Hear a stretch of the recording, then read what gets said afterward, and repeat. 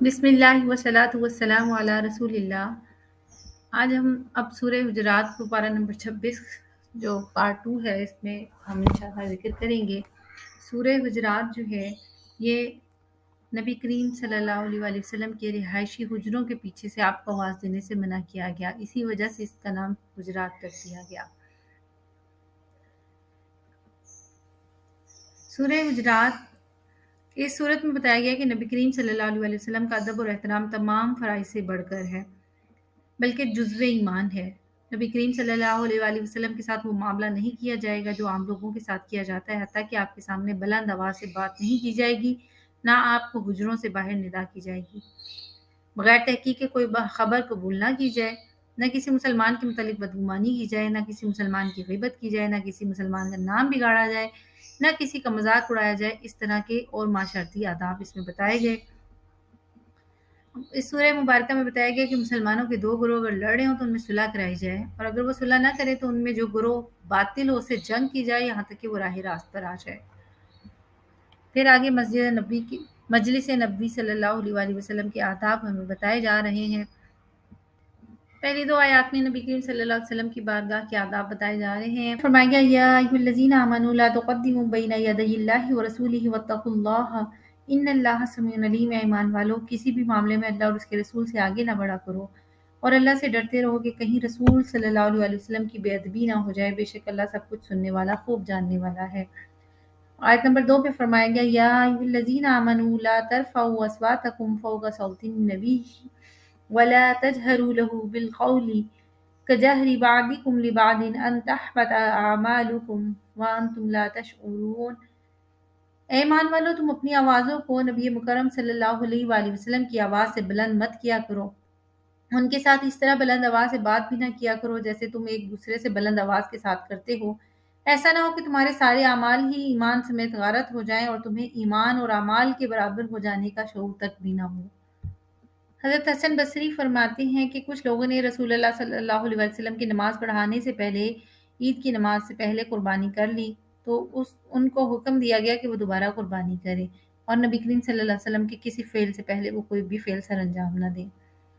اور دوسرا اس کا ذکر یہ کیا گیا کہ یہ آیت جو تھی سورہ حدیبیہ کا، چونکہ پچھلی آیات میں ذکر ہوا، تو صحیح بخاری میں جس کا ہم ذکر پڑھ چکے کہ جب نبی کریم صلی اللہ علیہ وسلم قریش مکہ کی شرائط پر صلح کرنے کا ارادہ کیا تو بعض صحابہ کرام کے اس فعل کہ انہوں نے اس فعل سے دل برداشتہ ہوئے، اور حضرت عمر رضی اللہ تعالیٰ عنہ نے آپ سے اس فیصلہ پر کافی بحث کی، تو اس سے متصل صورت میں اللہ تعالیٰ نے مسلمانوں کو یہ تنبیہ کی کہ اے ایمان والو، اللہ اور اس کے رسول پر سبقت نہ کرو، اور بہت سارے معاملات جس میں تم سے جو نبی کریم صلی اللہ علیہ وآلہ وسلم نے کرنے ہیں جن کا فیصلہ، اور ان معاملات میں مشورہ اگر حضور طلب نہ کرے تو تم ان سے آگے مت بڑھو، بحث و مباحثہ کرنا خلاف ادب ہے۔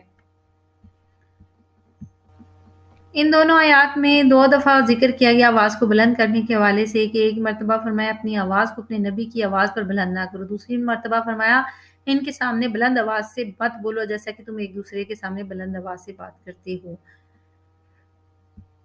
صحیح بخاری اور صحیح مسلم شریف کی کچھ دونوں حدیث کا مفہوم آپ کے سامنے ہے۔ حضرت انس بن مالک عرض کرتے ہیں کہ بیان کرتے ہیں کہ نبی کریم صلی اللہ علیہ وسلم نے حضرت ثابت بن قیس رضی اللہ تعالیٰ عنہ کو گم پایا تو ان کے بارے میں دریافت کیا۔ ایک شخص نے کہا یا رسول اللہ، میں آپ کو اس کی خبر ان کی لا کر دوں گا۔ پس وہ شخص ان کے پاس گیا اور اپنے گھر میں وہ سر جھکائے ہوئے بیٹھے تھے۔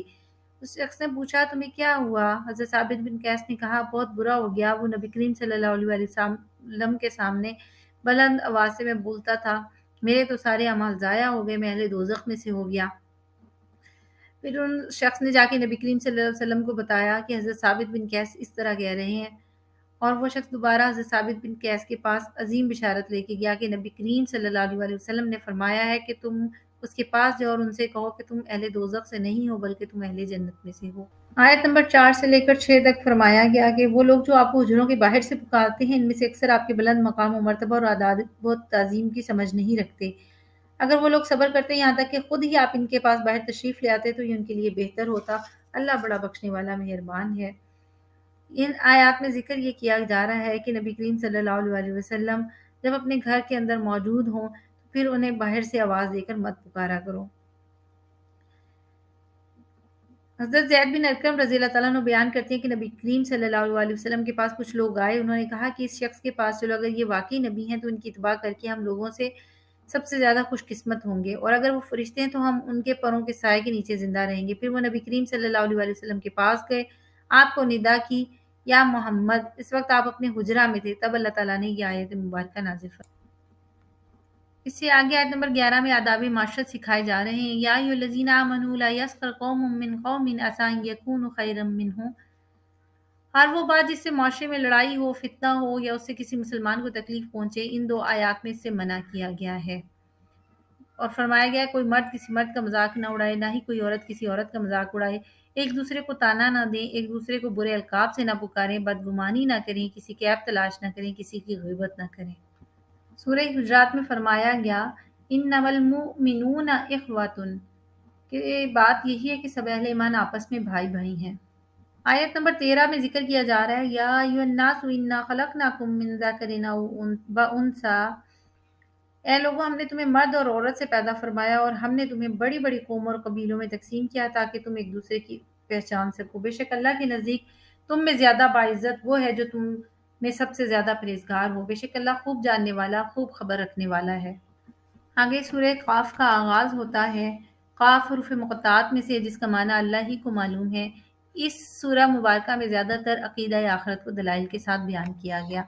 اس کی آیت نمبر 4 میں ذکر کیا جا رہا ہے کہ قد علمنا ما تنقص الارض منہم وعندنا کتاب حفیظ، بے شک ہم جانتے ہیں کہ زمین ان کے جسموں سے کھا کھا کر کتنا کم کرتی ہے، اور ہمارے پاس ایسی کتاب ہے جس میں سب کچھ محفوظ ہے. ابتدائی آیات میں منکرین آخرت کے اعتراض کا جواب دیا جا رہا ہے. ان کا اعتراض یہ تھا کہ جب ہم مر کر مٹی ہو جائیں گے اور ہمارے جسموں کے تمام حصوں کو مٹی کھا جائے گی، ان کو دوبارہ جمع کیسے کیا جائے گا؟ انہیں جواب دیا گیا کہ زمین جن حصوں کو گھٹا دے گی ان کا پورا علم ہمارے پاس موجود ہے، اور ہمارے پاس کتاب میں سب کچھ محفوظ ہے. آیت نمبر 12 اور 13 میں کچھ منکرین انبیاء کا ذکر کیا گیا. كذبت قبلهم قوم نوح وأصحاب الرس وثمود وعاد وفرعون وإخوان لوط. ان کفار مکہ سے پہلے قوم نوح نے، اور سرزمین یمامہ کے اندھے کنویں والوں نے، اور مدینہ سے شام کی طرف تبوک کے قریب بستی ہجر میں آباد صالح کی قوم سمود نے، اور عمان اور ارض مہرہ کے درمیان یمن کی وادی احقاف میں آباد ہود کی قوم عاد نے، اور مصر کے حکمران فرعون نے، اور ارض فلسطین میں سدوم اور امورہ کی رہنے والی قوم لوط نے جھٹلایا. اور آیت نمبر 14 میں ذکر کیا گیا وَأَصْحَابُ الْأَيْكَةِ وَقَوْمُ تُبَّعٍ كُلُّ كَذَّبَ الرُّسُلَ فَحَقَّ وَعِيدِ. اور مدین کے گھنے درختوں والے بن ایکا کے رہنے والوں نے، یہ قوم شعیب تھی، اور بادشاہ یمن اسد ابو القریب طبع الحمیری کی قوم نے، الغرض ان سب نے رسولوں کو جھٹلایا، پس ان پر میرا وعدہ عذاب ہو کر رہا. اللہ تعالیٰ نے یہاں اپنے پیغمبر نبی اکرم صلی اللہ علیہ وآلہ وسلم کو تسلی دی کہ یہ آپ کو جھٹلاتے ہیں، تو اس سے پہلے بھی نوح علیہ السلام کو جھٹلایا گیا. کنویں والی قوم نے اپنے پیغمبر حضرت صالح علیہ السلام کو جھٹلایا، قوم سمود نے بھی حضرت صالح کو جھٹلایا، قوم عاد نے بھی جھٹلایا، قوم فرعون نے موسیٰ علیہ السلام کو جھٹلایا، اور قوم لوط نے بھی جھٹلایا ہے. آیت نمبر 17 میں ذکر کیا گیا اذ یتلقی المتلقیان عن الیمین وعن الشمال قعید. جب دو لینے والے فرشتے اس کے ہر قول و فعل کو تحریر میں لے لیتے ہیں جو دائیں طرف اور بائیں طرف بیٹھے ہوئے ہیں. قیامت کے دن ہر انسان کا نامہ اعمال بطور حجت اس کے سامنے پیش کیا جائے گا تاکہ وہ خود دیکھ لے کہ انسان دنیا میں کیا کر کے آیا ہے. اس کے لیے اللہ نے دو فرشتے مقرر فرمائے ہوئے ہیں. ان کا نام کرامن کاتبین ہے. ایک انسان کے دائیں کندھے پر اور ایک انسان کے بائیں کندھے پر موجود ہے، اور وہ شخص جو بھی کام کرتا ہے یہ فرشتے اس کو لکھ لیتے ہیں. آیت نمبر 30 میں ذکر کیا گیا یوم نقول لجہنم هل امتلأت وتقول هل من مزید. اس دن ہم دوزخ سے فرمائیں گے کیا تو بھر گئی ہے، وہ کہے گی کیا کچھ اور بھی زیادہ ہیں. وَأُزْلِفَتِ الْجَنَّةُ لِلْمُتَّقِينَ غَيْرَ بَعِيدٍ. اور جنت پرہیزگاروں کے لیے قریب کر دی جائے گی، بالکل دور نہیں ہوگی. یہاں پر جہنم سے سوال اور اس کا جواب پہلے ذکر کیا گیا، اور بعد میں متقین کا انعام ذکر کیا گیا. جہنم والوں کو کہا گیا کہ اس وقت کو یاد رکھو جب ہم جہنم سے کہیں گے کیا تمہارا پیٹ بھر گیا، تو وہ کہے گی کچھ اور بھی ہیں. یہ جہنم سے صرف جو جھڑکنے کے لیے ہوگا ان لوگوں کو. جو لوگ پہلے سے جہنم میں ہوں گے تو وہ ان پر خوف طاری ہو جائے گا۔ جبکہ آگے ذکر کیا گیا متقین کا انعام، اہل جنت کا تذکرہ کہ جنت کو متقین کے بالکل قریب کر دیا جائے گا اور یہ بالکل بھی دور نہیں ہوگی۔ یہ چیز ہر اس بندے کے لیے ہے جو اللہ کی طرف رجوع کرنے والا ہے اور اپنی حفاظت کرنے والا ہے۔ اللہ تعالیٰ نے آیت نمبر 38 میں پھر سے اپنی قدرت کی نشانیوں کا ذکر کیا۔ وَلَقَدْ خَلَقْنَا السَّمَاوَاتِ وَالْأَرْضَ وَمَا بَيْنَهُمَا فِي سِتَّةِ أَيَّامٍ وَمَا مَسَّنَا مِنَ اللُّغُوبِ، اور بے شک ہم نے آسمانوں اور زمین کو اور اس کی کائنات کو جو دونوں کے درمیان ہے 6 زمانوں میں تخلیق کیا ہے اور ہمیں کوئی تکان نہیں پہنچی۔ فَاصْبِرْ عَلَىٰ مَا يَقُولُونَ وَسَبِّحْ بِحَمْدِ رَبِّكَ قَبْلَ طُلُوعِ الشَّمْسِ وَقَبْلَ الْغُرُوبِ، اور سو آپ ان باتوں پر جو وہ کہتے ہیں صبر کیجئے اور اپنے رب کی حمد کے ساتھ تسبیح کیجئے طلوع آفتاب سے پہلے اور غروب آفتاب سے پہلے۔ وَمِنَ اللَّيْلِ فَسَبِّحْهُ وَأَدْبَارَ السُّجُودِ، اور رات کے بعض اوقات میں بھی اس کی تسبیح کیجئے اور نمازوں کے بعد بھی۔ حضرت عمر، حضرت علی اور حضرت ابو ہریرہ، حضرت حسن بن علی رضی اللہ تعالیٰ عنہم اور تابعین میں سے حسن بصری اور مزید بھی انہوں نے کہا کہ نمازوں کے بعد تسبیح پڑھنے سے مراد مغرب کی نماز کے بعد 2 رکعت نماز پڑھنا، اور ادبار النجوم ستاروں کے ڈوبنے کے بعد سے مراد نماز فجر سے پہلے 2 رکعت نماز پڑھنا، یہ آتا ہے، حدیث میں ذکر ہے۔ اگلی آیات میں قیامت کا منظر سامنے لایا گیا۔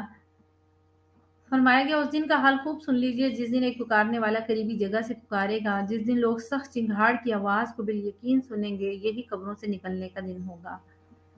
بے شک ہم ہی زندہ رکھتے ہیں، ہم ہی موت دیتے ہیں اور ہماری طرف ہی پلٹ کر آنا ہے۔ جس دن زمین ان پر سے پھٹ جائے گی تو وہ جلدی جلدی نکل پڑیں گے، یہ حشر بھی پھر سے لوگوں کو جمع کرنا ہم پر نہایت آسان ہے۔ ہم خوب جانتے ہیں جو کچھ وہ کہتے ہیں اور آپ ان پر جبر کرنے والے نہیں، بس قرآن کے ذریعے اس شخص کو نصیحت فرمائیے جو میرے وعدہ عذاب سے ڈرتا ہے۔ یہاں پر قیامت کا جو منظر پیش کیا گیا، حضرت عبداللہ بن مسعود رضی اللہ تعالیٰ عنہ سے روایت ہے کہ قیامت کے دن لوگوں کو بھوکا پیاسا جمع کیا جائے گا، اس سے زیادہ وہ کبھی بھوکے پیاسے نہیں ہوں گے، اور ان کا بے لباس حشر کیا جائے گا اور وہ بہت زیادہ تھکے ماندے ہوں گے، بس جس کو اللہ کھلائے گا وہ کھا لے گا، جس کو اللہ پلائے گا وہ پی لے گا، جس کو اللہ پہنائے گا وہ پہن لے گا، اور جس کی اللہ مدد فرمائے گا وہ راحت محسوس کرے گا۔ حضرت معاذ بن جبل رضی اللہ تعالیٰ عنہ بیان کرتے ہیں کہ میں نے نبی کریم صلی اللہ علیہ وسلم سے اس آیت کے متعلق پوچھا کہ آپ بتائیے کہ کیا فرمایا گیا یوم ینفخ فی الصور فتأتون افواجا، جس دن دوسری بار سور پھونکا جائے گا پھر تم فوج در فوج چلے آؤ گے۔ نبی کریم صلی اللہ علیہ وسلم نے فرمایا ہے معاذ بن جبل تم نے بہت عظیم چیز کے متعلق سوال کیا ہے، پھر آپ کی آنکھوں سے آنسو بہنے لگے، پھر آپ نے فرمایا میری امت میں سے 10 مختلف قسم کے گروہوں کا حشر کیا جائے گا جن کو اللہ تعالیٰ مسلمانوں کی جماعت سے ممتاز اور ممیز کرے گا اور ان کی صورتوں کو تبدیل کر دے گا۔ اب جو 10 افراد ہیں ان کے بارے میں ذکر کیا گیا اور مفسرین نے اس کی ساتھ ساتھ تفسیر بیان کی گئی۔ وہ 10 گروہ کیا ہوں گے؟ نمبر 1، جن لوگوں کا حشر بندروں کی شکل میں ہوگا، وہ لوگ ہوں گے جن لوگوں کی چغلی کھاتے تھے۔ وہ لوگ جن کا حشر خنزیر کی شکل میں ہوگا، وہ رشوت اور ناجائز ٹیکس اور حرام کی کمائی کھانے والے ہوں گے۔ تیسرا، وہ گروہ وہ لوگ سر کے بل گھسٹ رہے ہوں گے، اوندھے کھڑے ہوں گے، وہ سود کھانے والے ہوں گے۔ نمبر 4، اور جن لوگوں کو اندھا بنا کر حشر میں لایا جائے گا وہ مقدمات کا ظالمانہ فیصلہ کرنے والے ہوں گے۔ نمبر 5، وہ جن لوگوں کو بہرا گونگا اٹھایا جائے گا یہ وہ لوگ ہوں گے جو اپنے کاموں پر فخر کرتے تھے۔ نمبر 6، اور جن لوگوں کی زبانیں منہ سے باہر سینے تک لٹکی ہوئی ہوں گی یہ وہ علماء اور واعظین ہوں گے جو اپنے قول کے خلاف کام کرتے تھے۔